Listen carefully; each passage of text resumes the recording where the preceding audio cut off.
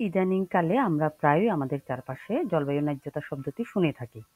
কিন্তু এই শব্দ মানে জলবায়ু ন্যায্যতা কি?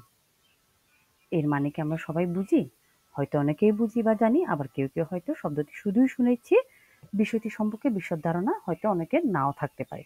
চলুন আজ খুব সংক্ষিপ্তভাবে বিষয়টি সম্পর্কে ধারণা নিই।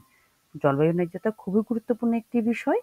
জলবায়ু পরিবর্তন আজ দূরের কোনো সমস্যা নয়। খরা, বন্যা, ঘূর্ণিঝড় কিংবা অস্বাভাবিক তাপমাত্রা এসবই আমাদের জীবনের অংশ হয়ে গেছে। কিন্তু ভেবে দেখেছেন কি, খরা যারা সবচেয়ে কম দূষণ করছে, যেমন দরিদ্র দেশগুলো বা প্রান্তিক জনগোষ্ঠী, তারাই সবচেয়ে বেশি ভুগছে। অথচ উন্নত দেশগুলো যারা বছরের পর বছর শিল্পায়ন ও দূষণের মাধ্যমে সমস্যাটা তৈরি করছে, তাদের ভোগান্তি তুলনামূলকভাবে কম। এখানেই প্রয়োজন হয় জলবায়ু ন্যায্যতা শব্দটি।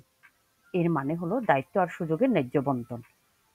উন্নত দেশগুলোকে শুধু প্রযুক্তি দিয়ে নয়, বরং নৈতিক দায়িত্ব নিয়েও এগিয়ে আসতে হবে। আর ভুক্তভোগী দেশগুলো ক্ষতিপূরণ, সহযোগিতা এবং সঠিক সমাধান পেতে হবে। চলুন একসাথে স্লোগান তুলি, জলবায়ু ন্যায্যতা নিশ্চিত করি, টেকসই ভবিষ্যৎ করি।